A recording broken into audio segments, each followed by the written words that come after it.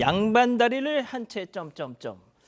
자, 이게 말이죠. 좀 사건 정황 좀 홍 기자가 설명부터 좀 해주시죠. 네, 양반다리, 구치소 안에서 양반다리를 하고 있었던 수용자가 알고 보니까 의식이 없는 상태였습니다. 지난 8일에 동부구치소 독방에서 벌어진 사건인데요. 구치소 직원들이 양반다리한 수용자가 의식이 없는 걸 발견하고 바로 심폐소생술을 시행했는데 이미 좀 의식을 많이 잃은 상태였습니다. 그래서 병원에 옮겨졌지만 끝내 숨졌고요. 그래서 유족 측은 평소에 지병이 전혀 없었던 수용자가 갑자기 이렇게 숨질 리 없다. 구치소의 대응이 너무나 미흡했다 주장하면서 구치소장 등을 경찰에 고소했습니다.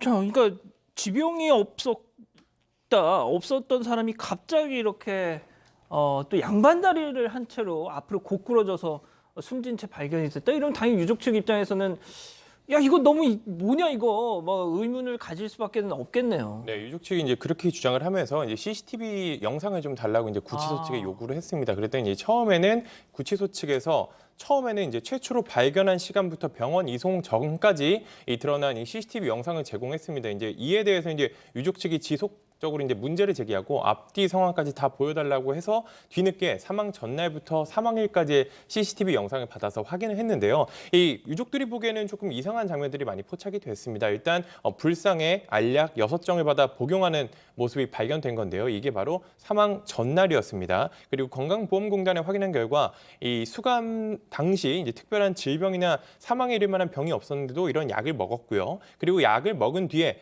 새벽 내내 엎드린 자세로 괴로워하는 모습을 보였다는 게 유족 측의 설명입니다. 좀 이상한 모습이 보인 거죠. 그리고 사망 당일 새벽 5시쯤에 이 절을 하는 자세로 조금 이제 몸이 떨리는 듯한 이런 영상이 담겼고요. 그 이후 이제 심한 경련이 일어나더니 이제 갑자기 움직임이 없어진 상태였다고 주장을 했습니다.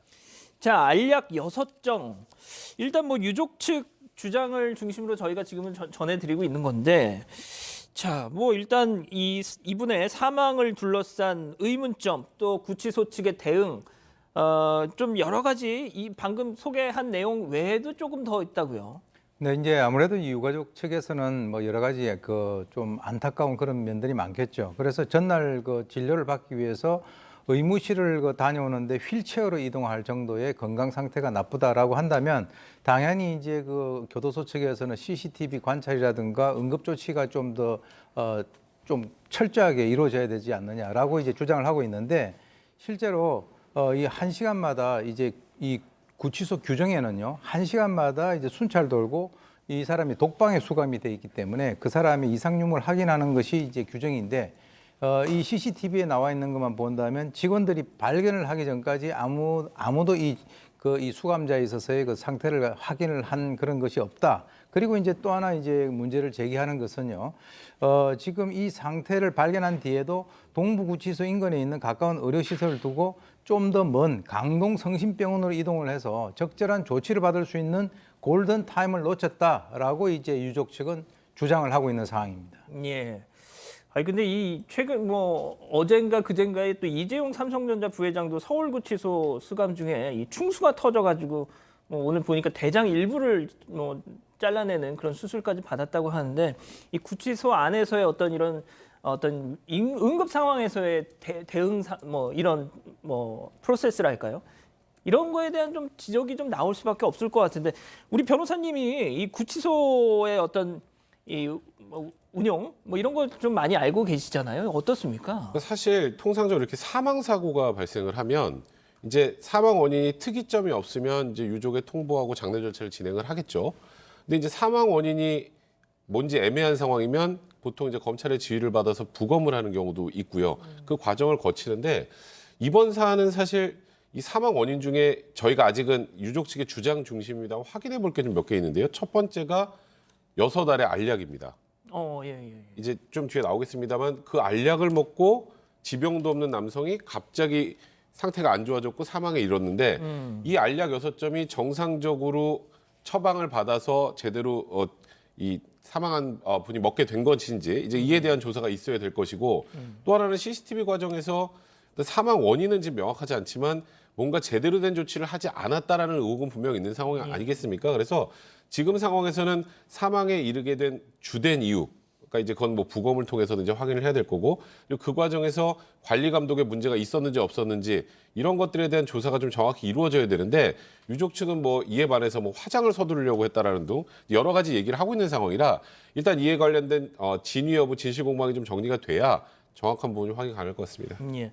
자, 지금 그 의문의 알약 6정 이거에 대해서 구치소 측에서는 뭐라고 좀 설명을 하나요? 일단 저희가 앞서 설명해드렸던 건 유족 측 주장이고, 이제 구치소 측에서도 이에 대해서 이제 다 네. 반박을 했습니다. 일단 알약 같은 경우에는 이 수용자가 이 수용돼 있으면서 좀 말썽을 일으킨 적이 있는데, 이 때문에 이 정신과 약을 처방받아서 복용을 했던 상태라고 이렇게 반박을 했습니다. 뿐만 아니라 이 엎드린 상태로 발견된 점에 대해서도 이 구치소 같은 경우에는 이 수용자가 평소에도 엎드려 취침하는 습관이 있었다, 이렇게 이야기를 했습니다. 그래서 이 직원이 당일 밤에도 순찰을 했는데 웅크리고 있는 모습이 평소와 다르지 않아서 이상 증세가 없다고 판단했다고 밝혔고요. 또 이제 이 수용자가 이제 의식을 잃은 다음에 이송을 했는데 좀 상당히 좀 비교적으로 좀 먼 거리에 있는 병원으로 이송한 점에 대해서도 유족 측이 문제를 제기했습니다. 여기에 대해서는 이 구치소와 협력 체계를 구축한 병원이었기 때문에 그리로 이송을 했다고 밝혔고요. 앞에서 이제 변호사님도 잠깐 설명해 주셨지만